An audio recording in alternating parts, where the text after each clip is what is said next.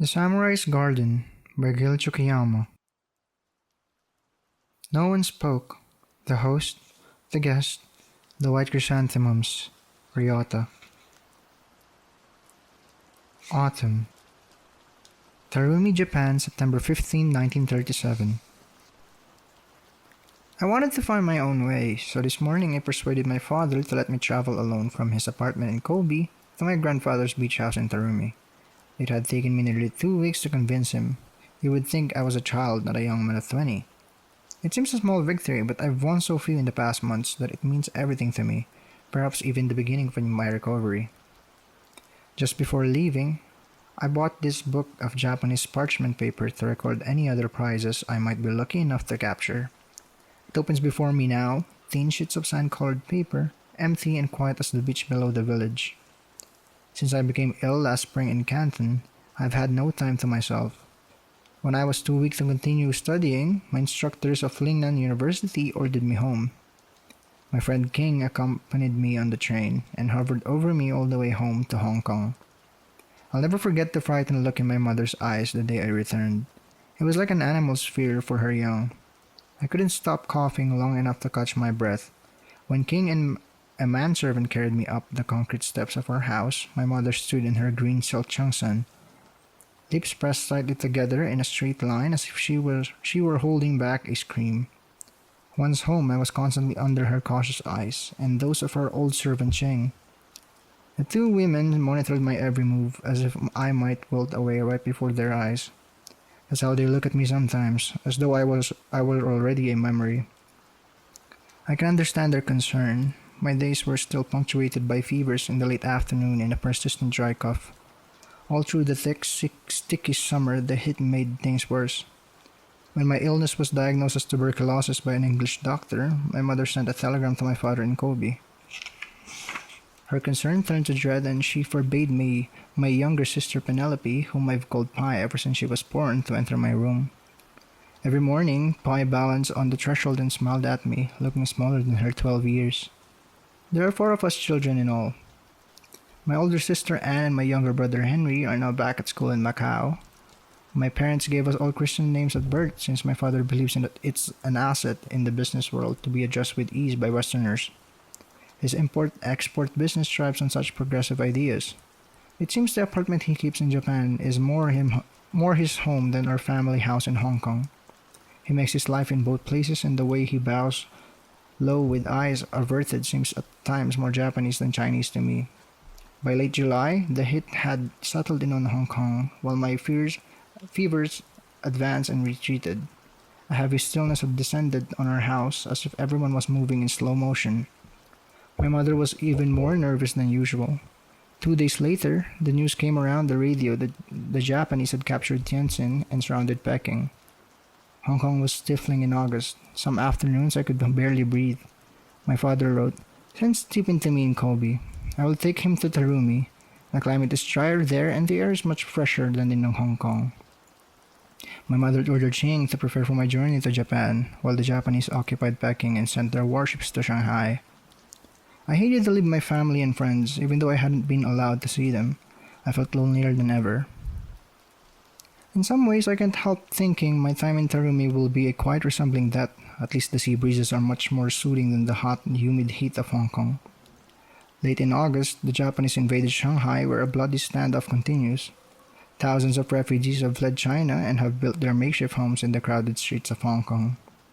On the way to the harbor, we smelled their greasy street cooking and saw their gaunt, desolate faces begging for money and understanding. Then, at the pier in Kowloon, my mother and Pai looked bereft too, as they waved goodbye to Ching and me.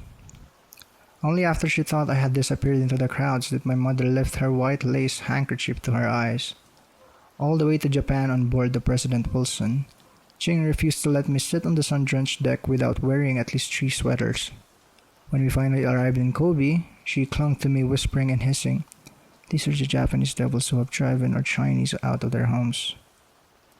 I looked out through the taxi window at the bustling crowds, but except for small groups of soldiers loitering in public places, rifles slung on their shoulders, these Japanese appeared harmless to me. I was relieved when Ching left me with my father and hurried home to Hong Kong. My father had been waiting for us at his apartment. I could tell by the way his body tensed that he was shocked at my appearance, but he tried not to show it. "Stephen," he said, "it's good to see you." His eyes surveyed my feverish face and too thin body before he hugged me and touched my wavy hair. My hair was always delighted him, because it isn't straight like most Chinese. Then he stepped back and said softly, "We will see that Michio makes her sukiyaki tonight." Kobe was only slightly cooler than Hong Kong, and Michio watched over me as closely as Ching. My father worked long hours and couldn't get away to take me to Tarumi as he had hoped. Transportation had been interrupted all over China, and his business was hanging into balance. The more Michio fused at me to rest, to eat, the less I was able to do either. It was then I realized there wasn't any reason why I couldn't find my own way to the village of Tarumi. This morning in Kobe, I rose early, dressed, and had finished packing before my father knocked gently on the door to awaken me. I packed lightly, bringing only one suit, comfortable clothes, several books, my oil paintings, and two tablets of paper. My father promised me to send me some canvases shortly. The drive to the train station was quiet, my father asking only twice if I was feeling well enough to travel. Even my coughing had eased. When we arrived at the station, he suddenly turned around and asked, "Do you have enough money?" "Yes, you've given me more than enough," I answered, my hand instantly feeling for my wallet in my jacket pocket. "You know you can always reach me at the downtown number." "I know, Baba, I know," I said. It was something he had been telling me for the past 2 weeks. "The most important thing is that you take care of yourself, rest, and don't tire yourself out with your painting." My father looked away as he said this, always awkward when it came to the subject of my painting, which he saw as a time-consuming hobby. "I won't," I answered, knowing that my only solace in being exiled to Tarumi was that I would have more time for my painting. My father excused himself to make sure my luggage was safely aboard the train. He had agreed to let me go alone only after he wanted the servant at the beach house to be waiting for me at the station. I saw him slip a Japanese porter extra money to watch me on this short journey. He returned through the crowd, telling me to board and get settled. He grasped my hand tightly. "I'll see you in a week or two," he said. You don't have to worry about me," I assured him as I boarded the train. "I'll be fine." I watched my father from the train window, a small man in his dark double-breasted suit and thin, rimless glasses, standing next to a group of Japanese children. My father usually seemed so short, but as the train pulled out and he lifted his arm to wave, I thought he looked tall in the fading light. The train was half filled with elderly Japanese men and women, and mothers with small children who exchanged conversation with one another in hurried whispers. They mostly spoke of their children from what I could understand, and I was relieved when we finally left the outskirts of the city and I could focus my attention on the fleeting landscape outside the window. It was greener than I remembered, with large pine trees waving against the sky, so sharp and clear that I felt as if I could almost reach out and grab one of their long, spiny arms. My mother had taken us to Tarumi for 2 summers of her childhood. I still remember her complaints about the heat and her elaborate silk-painted fan as she moved the thick air in the front of her in quick, short strokes. After a while, I was hypnotized by the passing scene. My eyes felt hot and tired. It was the first time since leaving my family in Hong Kong that I had thought about being completely alone. With my father only a few hours away in Kobe, and my mother planning to visit me in a matter of months, I could only breathe in both the fear and attraction of facing the unknown. A little girl walked down the aisle on the train, staring in my direction. When I looked up at her and smiled, she bowed her head shyly, then rushed back to her mother. She reminded me of Pai, though Pai might have stopped and spoken to a stranger to satisfy her curiosity. She has always been my favorite, with her large round eyes and pigtails. Part of the reason I was sent to Tarumi was to avoid infecting Pai. As a small child, she was the one who was always sick. Her frailty was equaled only by her quick, sharp eye and teasing nature. She and Henry were constantly entangled in something, often leading to violent fights. It worried me at first until I realized Pai was always intelligent enough to know when to stop. After my illness was diagnosed, Ching tried not to let Pai get too near, but Pai refused to listen, poking her head into my room whenever she could. When Pai found out I was leaving for Japan, she shyly slipped into my room after everyone had gone to sleep. Ching always felt Ching always left a small light in the entryway for anyone who had to make a trip to the closet during the night. In the stillness, Pai entered and whispered my name until I awakened. I knew immediately that it was she by the smell of mothballs on her sleeveless, yellow silk pajamas with flowers embroidered on the front. "What are you doing here?" I asked, rubbing the sleep from my eyes and sitting up. I coughed and was quick to cover my mouth. "You're leaving with Ching tomorrow to see Baba, so I've come to say goodbye," she answered. "I'll miss your handsome face."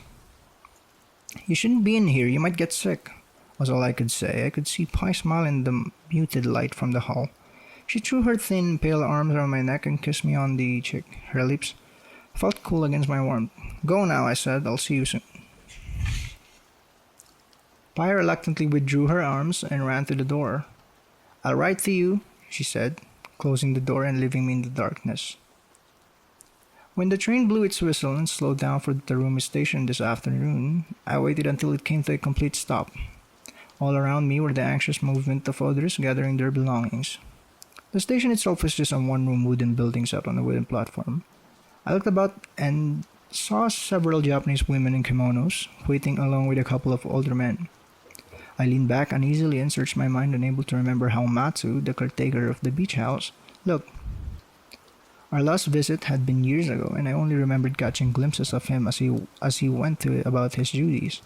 I was afraid of him. Matsu had seemed old to me then, so I was surprised when my father said he would be the one waiting for me at the station today. I waited, letting the others disembark first, then followed behind them. Some were greeted at once, while others scrambled off by themselves in different directions. I walked to the middle of the platform, put down my suitcase, and watched for any sign of Matsu, already preparing myself to find the beach house on my own. It was a warm afternoon and my shirt was wet down the length of my back. I tried to remember which direction the house was, but every road appeared vaguely familiar. The crowd was beginning to thin when out of the building came a heavy-set man with a close-cropped gray hair. Nervously, I watched him approach. "Pauline Chan's grandson?" he asked, stopping a few feet from me. He was dressed in a baggy khaki trousers and a gray sweater. I felt skinny and small next to him, though I was a good foot taller. "Yes, and you're Matsu-san?" I asked. He gave me several stiff bows, which I returned before I could say anything else. Matsu had taken my suitcase and begun to walk the station. At the door of the shabby building, he stopped and stared impatiently, waiting for me to pass through first. My father told me Matsu has lived alone and taken care of my grandfather's beach house for the past 30 years. After his parents died, he was given the choice either to join my grandfather's Hong Kong household or stay in Japan by himself to care for the beach house. Matsu has worked for our family since he was a boy, and his parents worked for my grandfather before that. He appears about 60 with weathered, umber-colored skin and a remote, impatient manner. He seems the type of man who's more comfortable alone, and it's not hard to figure out that he must be annoyed at my disturbing his tranquil world. The road to the beach house was powdered with white sand and felt stifling in the hazy heat. It was late afternoon and the sun exerted its last burst of energy before disappearing into evening. We walked past a few bamboo fences to the house, which increased in number as we continued down the road. I was sweating heavily by then. Matsu silently walked in his quick gait a few steps ahead of me, as if he were all by himself. I increased my pace, pushing myself to keep up. The farther we walked, the more fine sand lined the road. The salty air filled my head, and from beyond the dune came the steady surge of waves. In between, I felt consumed by the quiet, so different from the summers I had spent here surrounded by my family and the noise of playful children. This early autumn there didn't seem to be anyone else's here, just me, Matsu, and a complete white silence. I was exhausted by the time Matsu stopped in front of one of the many bamboo-fenced houses and cleared his throat to get my attention. My lungs were burning and my legs weak. Matsu wasn't about to treat me like an invalid. Never once had he stopped or even asked to see if I was all right. My mother and Ching would have fussed over me, made me rest every 5 minutes. Stephen, you mustn't tire yourself out. Rest, rest, go slowly, they would say as their high-pitched voices pierced the air. I watched Matsu put down the suitcase and proceed to unlock the gate. My grandfather's house stood on the right side of the road on the slight slope of a hill. Across the road was the path down to the beach. I remember how Henry and I used to race down it during our stay here. Matsu gestured to me to enter first. Stepping through the bamboo gate, I found myself in the garden. The sweet perfumes were immediately intoxicating. A silk tree, still heavy with summer blossoms, and two large black pine trees shaded the house. An oval-shaped pond with hints of movement there that flashed orange and silver beneath its surface dominated one side of the garden. It was surrounded by pale green moss. A wooden bridge arched across its width, and lines of odd-shaped, water-worn stone created two paths, one leading through the secluded garden right up to the front door, while the other disappeared around the back of the house. White sand formed soft beds in the crevices. The house appears smaller than I remember, though it feels comfortable here with a simplicity I could never find in a crowded Hong Kong. On the left side of the house, there's a small veranda looking out over the pond. I like the straight and curved shapes of the tile roof with its projecting eaves. It all seems to harmonize with the surroundings. We proceeded to the genkan and the entrance room, which had a wooden bench where shoes are to be removed. There were two pairs of house slippers neatly lined up. One pair was clearly worn, and the next to them was a new pair that I slipped on. They felt cool and welcoming. The first summer we came to Tarumi, I asked my mother why we had to change our shoes before going into a house. She said it had to do with the Japanese custom of cleanliness, of not taking dirt from the streets into the house, and also because of the delicacy of the tatami mats lining the floor inside. It's a ceremony I found refreshing after arriving from the dirty streets of Hong Kong. After I put my things away, Matsu led me out to the back garden where I took my first Japanese bath. On a wooden platform by the back of the house sat a wooden tub. A small black door opened at the bottom of it, through which I could see coals in an iron container to heat the water. While Matsu prepared the bath, he gestured for me to wash first. To one side was a stool, bucket, and a washcloth. I was embarrassed thinking I had to undress and wash in front of Matsu, but he went about heating the tub, ignoring me. I took my time taking off my clothes, then sat down on the stool, and began to soap and wash my entire body with the washcloth. From a barrel of cool water, I used the bucket to pour water over my head, rinsing over and over as I'd seen my father do. It felt good after the hot, dusty walk. I stood up, feeling self-conscious as I walked toward the tub. I'd lost so much weight in the past few months. I looked no more than a skeleton. At my father's apartment, I had bathed quickly, too embarrassed to linger for a soak. "The water's hot," Matsu said, not paying the least bit of attention to me. "Step in quickly, then stay as still as you can."